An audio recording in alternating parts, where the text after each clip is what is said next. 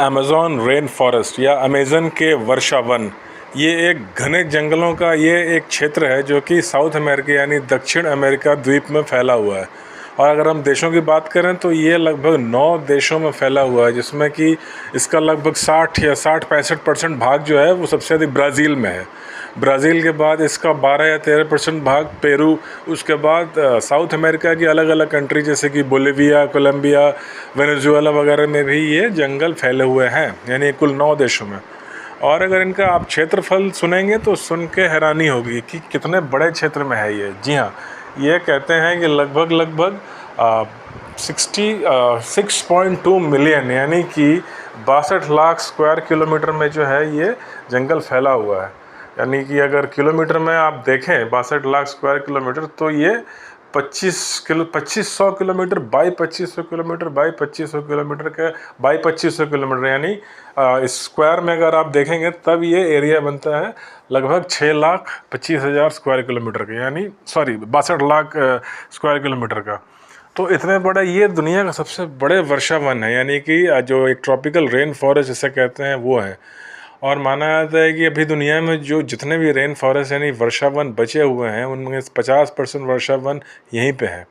Amazon नदी जो है इसके बीचों बीच होकर बहती है, और जो है ये सिर्फ एरिया ही नहीं, ये दुनिया में सबसे अधिक प्लांट और एनिमल स्पीशीज़ का घर भी है। ऐसा अभी तक जो वैज्ञानिक खोज पाए हैं उसमें लगभग 40,000 से ऊपर पेड़ पौधों की प्रजातियाँ, 2.5 लाख से ऊपर कीड़े मकोड़ों की प्रजातियाँ, और उसके अलावा जो लगभग 348 तरह की जो रेप्टाइल्स की स्पीशीज़ है वो अब तक खोजी जा चुकी है।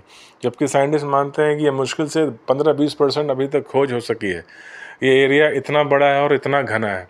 अभी भी यहाँ पे लाखों स्क्वायर किलोमीटर के ऐसे एरियाज़ है जहाँ अभी भी सूरज की रोशनी ज़मीन तक नहीं पहुँचती, यानी कि भरी दोपहर में भी यहाँ अंधेरा ही होता है।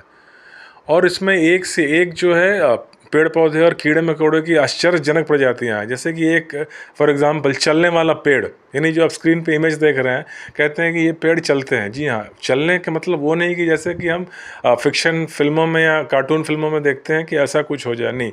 इसका कारण है कि इसमें कहते हैं कि मूविंग फोटोट्रॉपिक रूट्स है, यानी कि इसकी जो जड़ें हैं वो जो है सूरज की रोशनी की तरफ भागती हैं, फैलती हैं। यानी कि जो है ये ऐसे इलाके में पाया जाता है अमेज़न फॉरेस्ट के जहाँ सूरज की रोशनी ना के बराबर है, अंधेरा सा रहता है।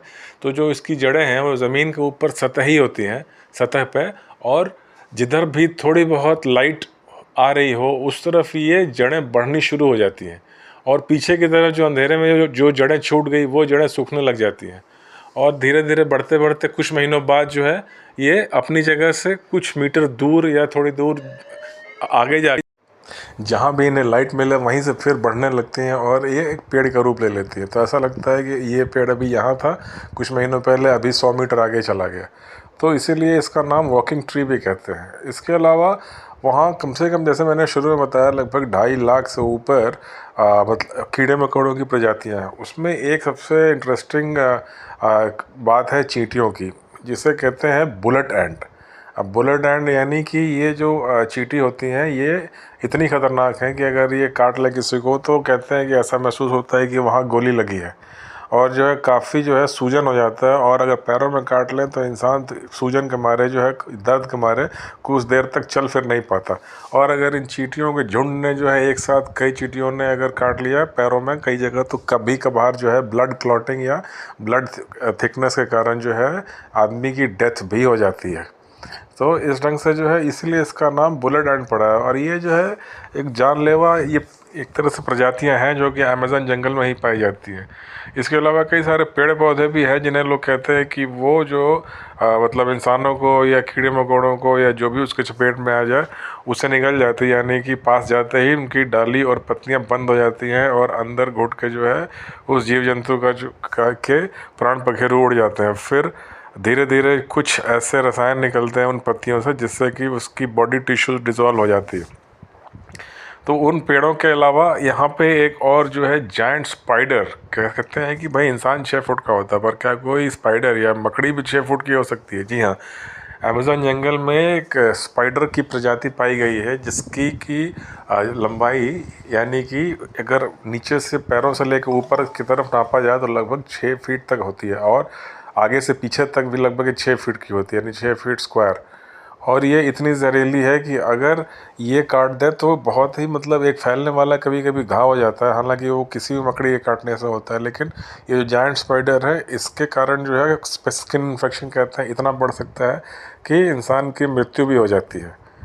तो इस कारण जो है अमेज़न जंगल को एक तरह ये ख़तरनाक भी है और आश्चर्य करने वाले इसमें कई सारी प्रजातियां पाई जा रही हैं। एनाकोंडा फिल्म जो हमने देखा होगा वो भी कहीं ना कहीं इस अमेज़न के जंगल से ही इंस्पायर होकर वो फिल्म बनाई गई थी, जिसमें कि एक अजगर सांप को दिखाया गया है। जी हाँ, पाइथन या अजगर की कई प्रजातियां अमेज़न जंगल में पाई जाती हैं, जिनका शुरू में माना था कि जो सबसे बड़ी जो सांप की प्रजाति पाई गई है वो लगभग 42 फीट लंबी थी। लेकिन अब जो है कुछ ब्रिटिश वैज्ञानिकों ने रिसेंटली सर्वे किया जिसमें 70 फीट लंबा सांप भी पाया जा चुका है अमेज़न के जंगल में। ये एक तरह से अजगर यानी पाइथन की कोई सब स्पीशी है, उसकी वेरिएंस है। तो इस ढंग से जो है अमेज़न जंगल को पृथ्वी का लंग्स यानी फेफड़ा भी कहा जाता है। और माना जाता है कि जितनी भी प्रजातियां हैं पेड़ पौधों की या जानवरों की, हर 10 में एक प्रजाति कम से कम अमेज़न के जंगलों में पाई जाती है। यानी कि पूरे धरती की सारे जीव जंतुओं की प्रजातियों का 10% अकेला जो है अमेज़न के जंगलों में है।